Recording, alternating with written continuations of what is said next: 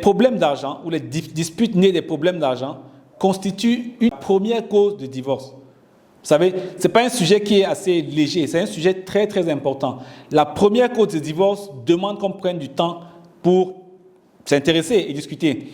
Deuxièmement, même quand on n'arrive pas au divorce, on vit comment? On vit sous tension permanente. C'est les discussions le matin, les discussions le soir. C'est tout le temps en train d'être de mauvaise humeur parce qu'on anticipe ou bien qu'on réagit à ce que le conjoint a fait en face.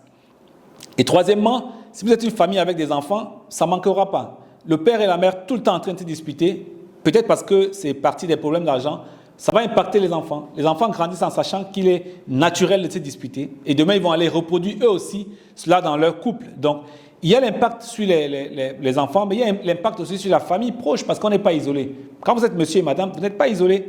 Il y a des personnes qui vont être proches de vous, vous ne serez pas contente, vous allez le dire à votre sœur, le mari ne sera pas content, il va le dire à un ami ou à un frère. Donc, ça va aller au-delà de vous et d'éteindre en fait dans les relations familiales au sens large. Donc, et malheureusement pour beaucoup de personnes, tout le monde n'a pas le même niveau de santé. Certaines personnes sont assez fragiles quand elles parlent avec énergie d'un problème qui les a énervés, même si c'est parti d'un problème d'argent. À la fin, on voit parfois arriver des hypertensions qui, si on y prend garde, vont peut-être avoir des complications beaucoup plus tard. Donc, c'est un sujet important. Les conséquences négatives sont importantes et c'est un sujet qui mérite vraiment qu'on prenne le temps d'en parler.